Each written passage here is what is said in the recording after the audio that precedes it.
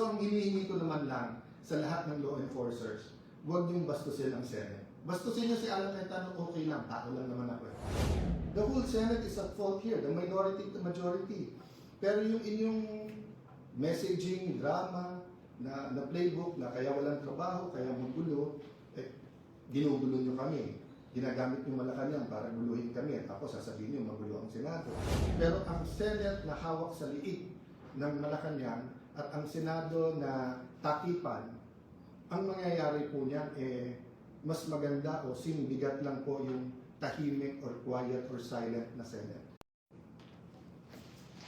Magandang hapon sa aking Facebook family, sa inyo, sa Senate Media, mga kapatid natin sa media, sa Luzon, Visayas, Mindanao, sa ating mga overseas workers, sa mga Pinoy na talagang sa inyong balikat.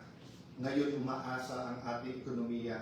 We love you, we will be fighting for you. I have received a lot of messages from OFWs. Ang main concern ay corruption. So let me start there. Kanina po, yung verse na ating pong binanggit, yung nagsasabi na therefore you will know the truth and the truth shall set you free.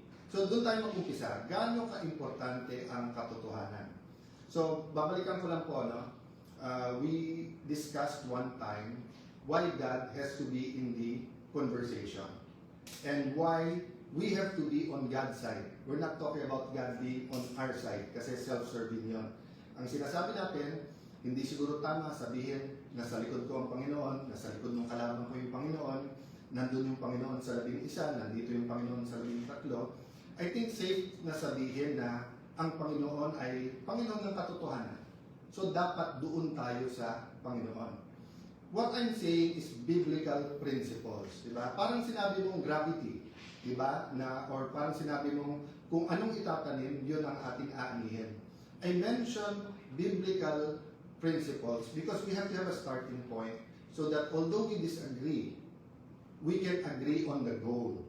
So kanina, I talked about truth.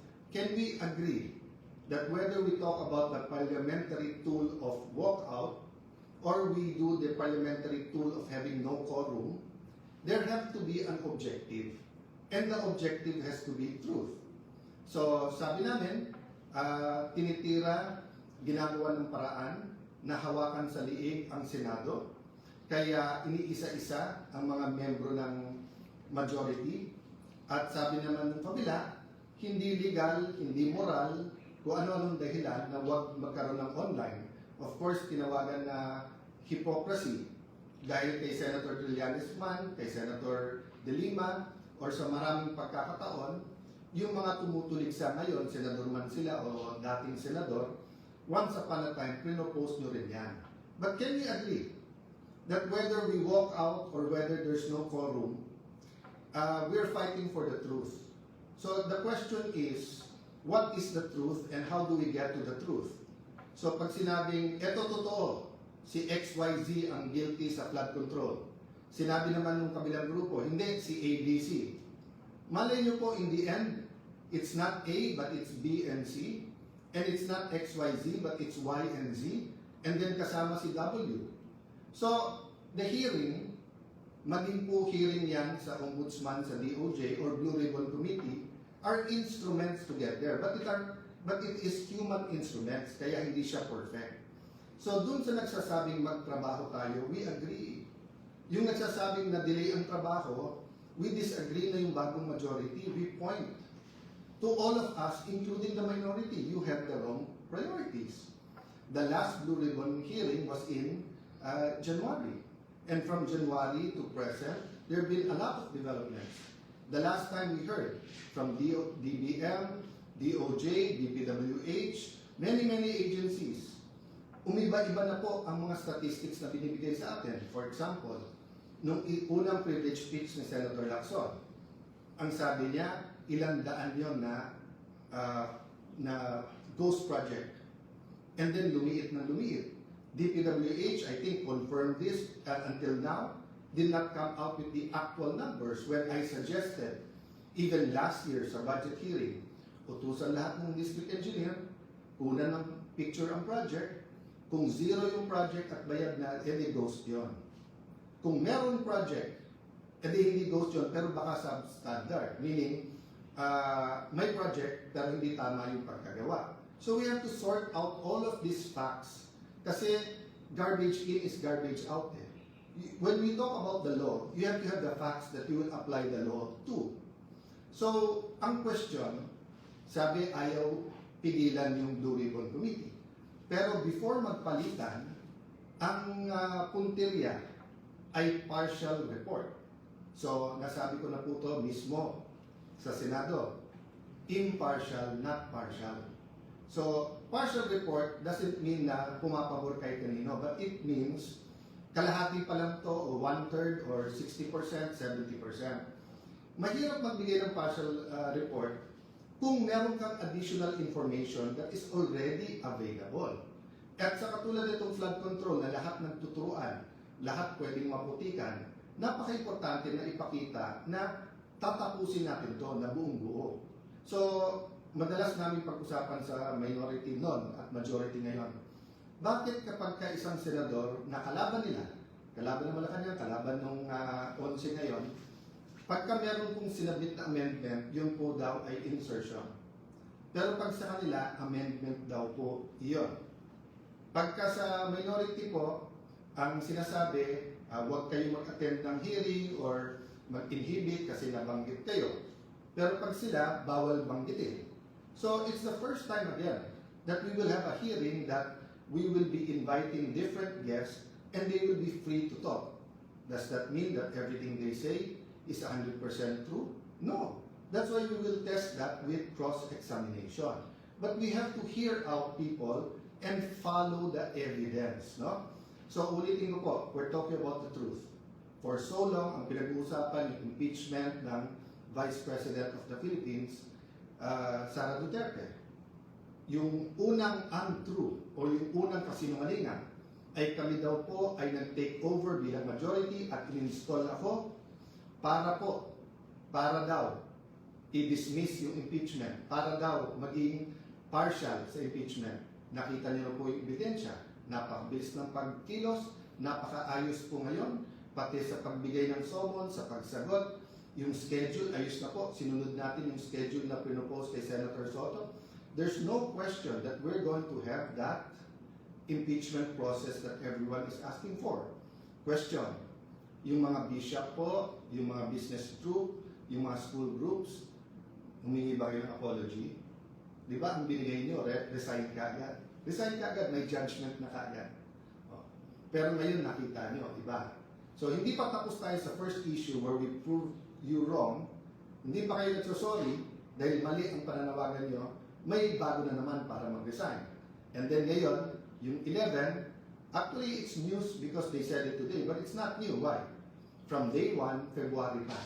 February na pinipigilan nila na matanggal si Senator Soto at mabuwag ang kanilang mayorya at maging minority, ginamit na po pati yung mga kaso sa minority members na kasama namin na huwag kayong lilipat. Pag lumipat kayo, tuloy yung kaso. Pag hindi kayo lumipat, walang kaso. Sinabi na to ni Senator Jinggoy for the first time, inamin niya na totoo. He has evidence. A few times, I was there, kaya narinig ko yung conversation, kaya alam kong totoo. So, we're going back to the issue. The issue is not work. The issue is what is our priority.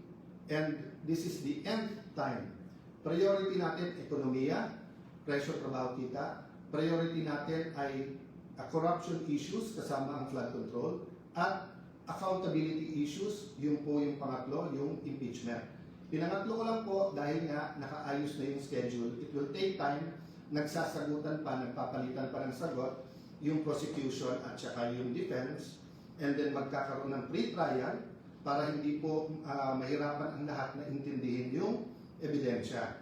Again, I will correct one senator who said that pag sila yung majority, mas maayos yung ebidensya, yung latag ng ebidensya.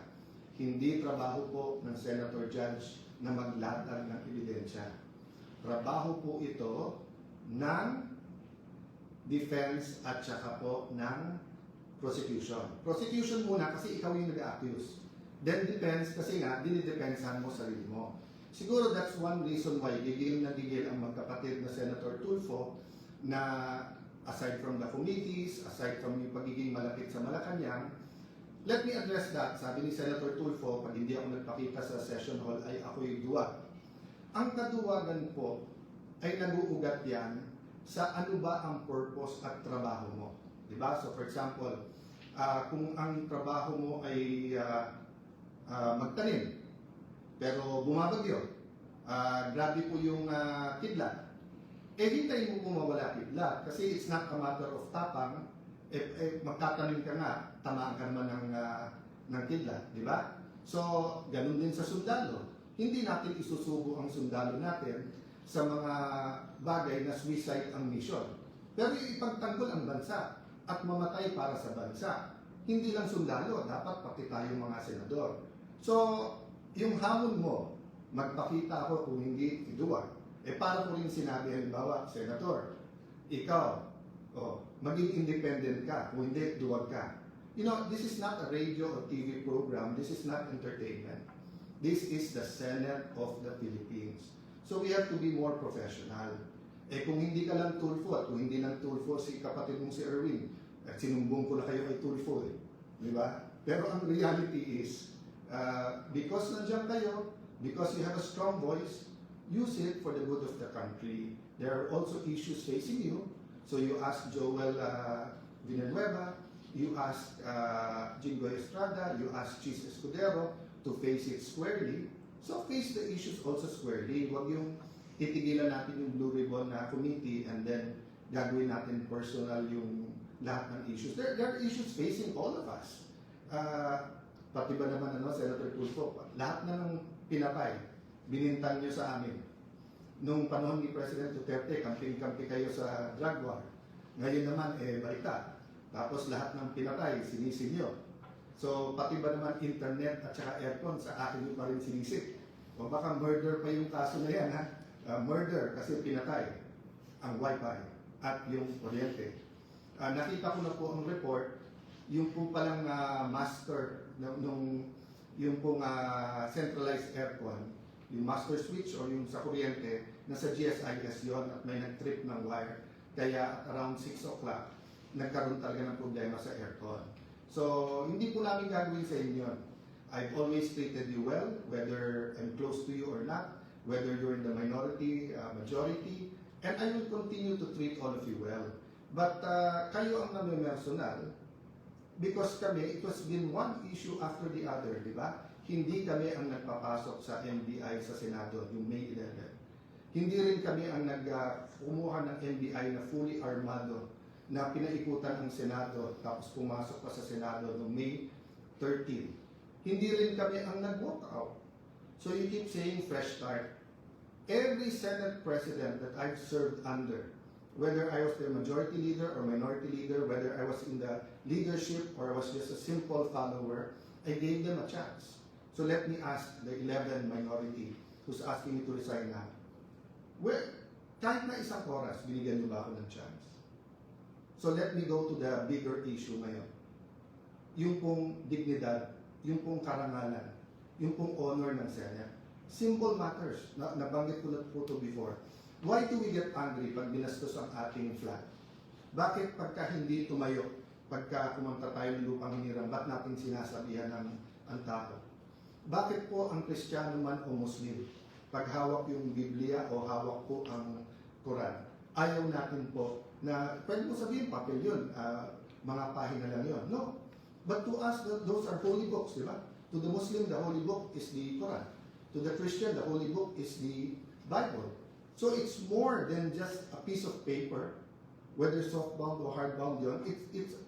There's a symbolism that matters. So, na-shock ako sa sinabi ni Senator Lacson. Na-shock ako dahil yung 11 walang comment sa statement ni Secretary Remulla.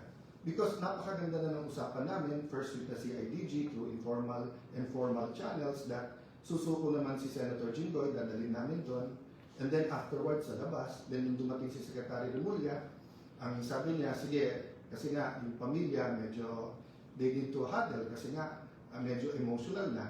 Pero pagdating sa hallway, nagbago. Di ba? At sinabi ko nga, doon sa hindi nakakaalam dahil doon sa mga bata pa, masalimuot pero malalim ang history ng Senate ng Philippines. All parliaments, for that matter, parliaments in the past have been attacked by kings and queens, by president, prime ministers, by dictator, by tyrants, but even by the most democratic leaders. That's why may mga privileges. So in the case of former Senate President Juan Ponce Enrile, dalawa lang ang posisyon noon, panahon ni President Cory. And everyone knows, at pasensya na po sa pamilya ni Senate President Salonga at President Cory, in our conversation, minsan nasabi ko, panahon ni Cory, panahon ni Salonga, I meant to say yung buong pangalan, but it was, a fast and a biglang turn eh. Kasi ibang-iba yung pag-usapan namin ni Secretary Remulla, who's a friend. That's why we try to keep it civil. But nung sinabi niyang doon mismo sa hallway, i-arresto, it's not about Alan. It's not about Jinggoy. It's not about what they can do. Na-shock din ako nung sinabi niyang, you lost that right when may nag-escape. Okay, first of all, it's not Alan's right or the Senate President's right. It is the right of the Senate of the Philippines. The Senate of the Philippines is different from the 24 senators and the SP. I never claimed to be the Senate. Diba? The Senate is the Senate. And it's a co-equal branch. So ang hinihingi ko naman lang sa lahat ng law enforcers, huwag niyong bastusin ang Senate. Bastusin niyo si Alan Cayetano, okay lang, tao lang naman ako eh. Diba? Ganun din, diba? When we criticize the President, huwag naman yung office of the President ang babuyin natin. May free speech tayo, but let's hold certain things sacred. Yung ang religion na hindi tayo pare-pareho ng paniniwala, nagbabatian tayo, di ba? Pag nakita ko si Brother Robin, sinasabi ko sa kanya, Assalamualaikum, which is a greeting sa ating mga kapatid na Muslim. Pag may mga special occasion like sa Eid, babatiin mo ng Eid Mubarak. At minsan, this last time, siya pa bumati kasi nga kung ano ng issues nangyayari that day, nakalimutan ko. So we honor each other and symbols matter to us. That's why nga, I was insisting, Sir, labas lang tayo ng pinto ng Senado. At siya naman po ay susurrender. Just to skip back and forth, no? Remember, Senator Bato did not escape. Mismong si Secretary Remulla said, that day, wala naman silang hawak na warrant at hindi naman sila nandun para arrestin siya. So he's free to go. But, I didn't feel like arguing that time because that wasn't my point. Senator Jinggoy was not asking for protective custody or sanctuary. So baka nandun nangyari yung miscommunication. But pagdating sa elevator, nakapag-usap kami ni Secretary John Vic, so more or less nagkaroon ng paglilinaw. Sa kanyang press con, sinabi niya yung mga opinion niya. But I disagree with that, but I won't disagree with it. I disagree with it, but I won't argue. But dun lang ako nagtaka. Senator Lacson may sinabi pang mabigat, yung iba, wala man lang magsalita. Si Senator Win, gusto maging Senate President. That would have been his chance. Umakyat, minority, majority. At sabihin, Sen, hindi issue si Jinggoy. How you respect the Senate premises and how you will process his arrest is more important to all of us. That's why I was emphasizing, marami akong pwedeng gamitin na example. Bakit ko ginamit yung sa the great statesman and the great Senate President Salonga? Because Senate President Salonga was put in jail. He was injured in Plaza Miranda. Former Senate President Enrile, he wasn't Senate President yet then, was Minister of National Defense. He issued some of the arrest orders. And despite na halos kahit anong gawin ni President Cory noon at kahit anong sabihin kasi talagang sa tao sobra yung pagmamahal, ano sinabi ni Senate President Salonga? Not here. Tapusin niyo yung sesyon. Pasalitain niyo muna. Sabi nila, hindi kasi pagka below 6 years pwedeng huluan. Yung kung kinasok kay Senator Enrile na rebellion complex with murder was non-bailable. Diba? So yun po ang pakiusap ko. Huwag natin idamay yung mga institusyon, diba? DOJ, Ombudsman. We'll have issues with who holds the office. But we have to be mature enough, rational enough, professional enough to protect the image, to protect the dignity of these institutions. So sabi ni Senator Lacson, ng minority, hindi daw nila pinipigilan po yung hearing sa Thursday. But if you look at their statements, isa na lang makuha nila o mabawas sa amin, they can get the committees na. Now, whether sila nagsabi niya o yung unofficial spokesperson. I received a letter today from Senator Lacson, belated happy birthday. Sabi niya, I greet him every year kasi ka-birthday niya ang mom ko at ka-birthday niya then si dating governor at ngayon vice governor Singson ng Ilocos Sur. So magkaka-birthday yung tatlo kaya natatandaan ko pareho. So kahit na magkaiba kami ng opinion, binabati ko yung parate. So sabi po ni Senator Lacson, this refers to the notice of the 9th hearing of the committee, of the Blue Ribbon Committee. But the last paragraph, second to last, I raise this matter as it is determinative of how the committee can legally constitute a quorum, entertain motions, or validly ask questions during the scheduled hearing, among other concerns. So tinatanong niya kasi kung constituted na dahil wala pang mga membro yung minority. Paulit-ulit po kami sa section 19 ng rules. Nakita niyo na po yan, nabasa na ng marami, napag-usapan na yan, na habang wala pang kapalit, sila pa rin. Pangalawa po, ang majority, madalas magbasa maglagay at basahin po ang chairman, vice chairman, members. Until our last session, ni isa na committee, hindi naglagay yung minority. Hindi ko alam kung talagang ginagawa lang sadya or talagang naniniwala sila kasi sabi nila isang araw lang daw ako, isang linggo lang. Ako, I agree with them. I don't agree na isang araw lang, but I don't know. From the start, I told everyone, I leave it up to God. I'm at your disposal. Magpakita yung 13, alis ako yan. Di ba? It's a walk of faith. Walking dead nga eh. Bakit? Kasi from the start, target, ibalik sa kanila yung 13, whether it's Win Gatchalian, whether it's Tito Soto, kung sino man sa mga kagalang-galang na senador sa minority, kung may katanggap-tanggap sa kanila sa amin 13 o wala, nasa sa kanila yan, di ba? But ang point ko is, kayo ang hindi nagbasa ng miyembro nyo.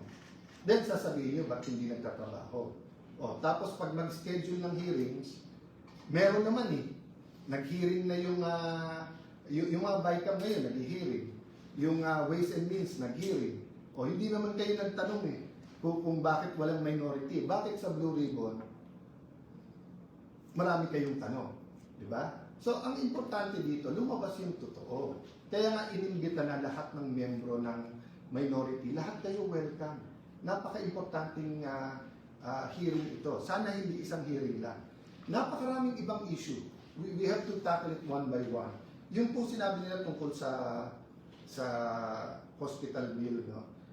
Senator Subiri, na kaibigan ko, na madalas, even after the walkout, bumaba siya, sabi niya, walang personalan, we're all okay. So I won't take it personally, but if you remember, Senator Subiri, that has been on our agenda, I think, for at least last week, but I think more than that. And ilang beses, pag nagre-recess tayo, bumababa ako at tinatanong ko kay Senator Soto, kay Senator Risa, kay Senator Lacson, pwede na ba i-take up to? Minsan okay, minsan bukas na yan. So, kayo naman ang nag-walk out nung last Tuesday. Willing naman kami na i-take up yan. Lahat sa side namin, we're ready. So, wag niyong bintang one-sided. You're talking about the generals. I feel bad for them. I'm looking for a solution.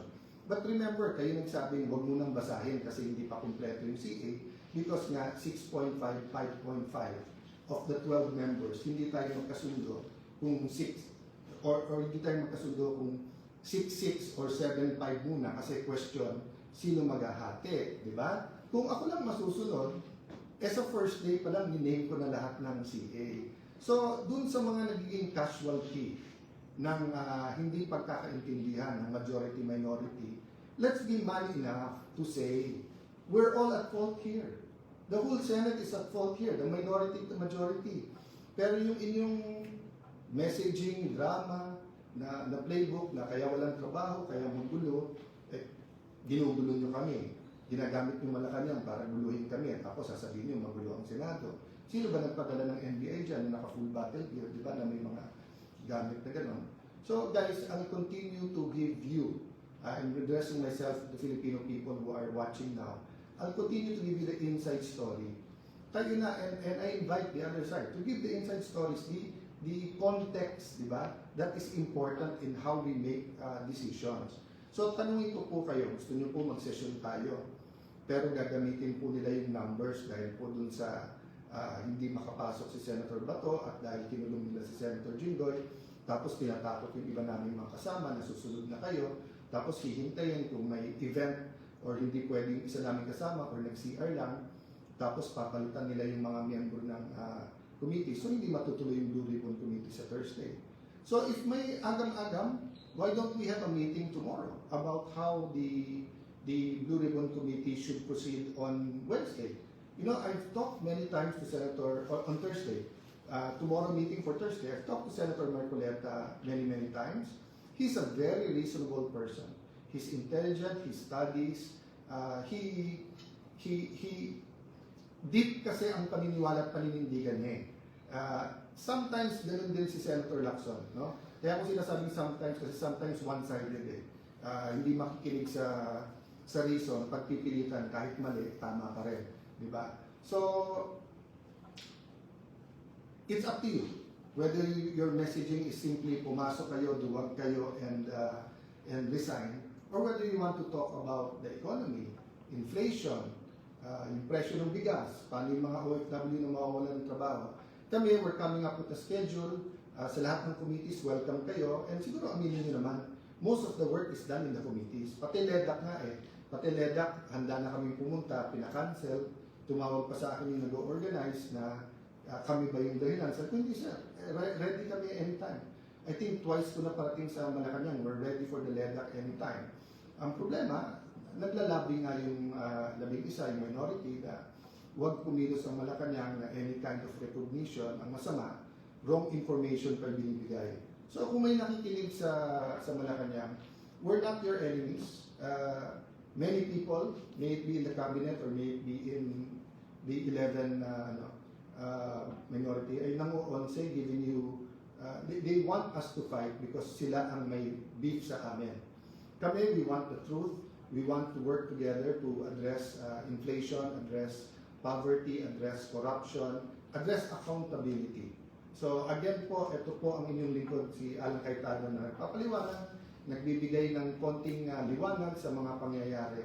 Be patient po. Be patient because these are existential issues for our nation. A nation divided will fall, but a nation na mas malaki pa yung ninanakaw kaso sa ginagamit sa tao will also not rise, di ba? So an independent Senate will be at your service.